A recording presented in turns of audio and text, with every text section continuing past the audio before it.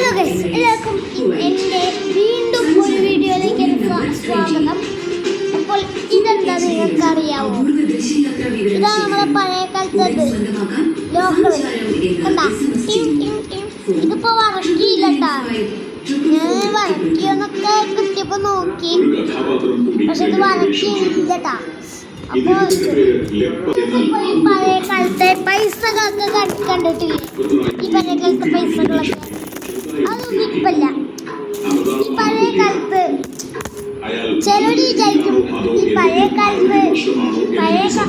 കാലത്തും ഈ കാലത്തും ഈ പൈസ തന്നെ കൊണ്ടുകൊടുത്താൽ എന്തെങ്കിലും സാധനം വാങ്ങിക്കാന്നാണ് നിങ്ങൾ വിചാരിക്കുന്നുണ്ടാവും.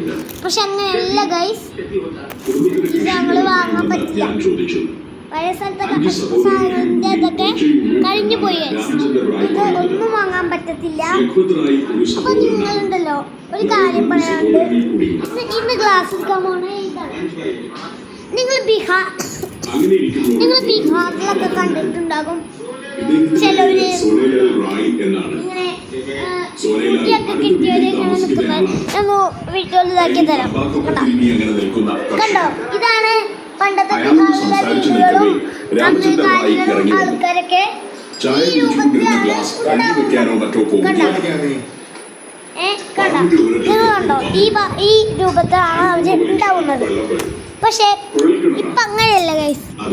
ഇപ്പൊ ഇങ്ങനെ ഇതൊക്കെ mobile phone, camera, watch, iPhone, smart watch ഒക്കെ വന്നിട്ടുണ്ട്.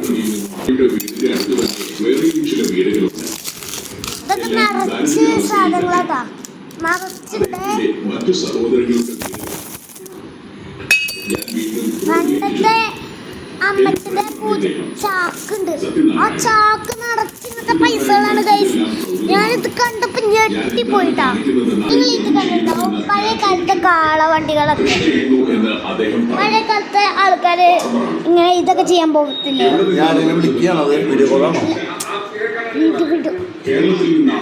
ഈ പഴയ കാലത്തെ ആൾക്കാര് ഇങ്ങനെ ചെയ്യൂലേ, മറ്റേ കന്നുകാലികള് നെല്ലൊക്കെ ഞാറ് നടാനും നെല്ലൊക്കെ ഇതൊക്കെ പോലെ പാടത്തൂടെയൊക്കെ പോലില്ലേ മറ്റേ കന്നുകാലികള്. അതാണ് പണ്ടത്തെ സാധനങ്ങൾ. അതൊക്കെ ഇതിനുള്ളിൽ കൂടെ ചിലപ്പോൾ സാധനങ്ങളൊക്കെ വെച്ച് പോവും. പിന്നെ നിങ്ങൾ കണ്ണിൽ പെട്ടുണ്ടാവും കുറേ സാധനങ്ങളൊക്കെ വെച്ചിട്ട് ആൾക്കാർ പോണത്.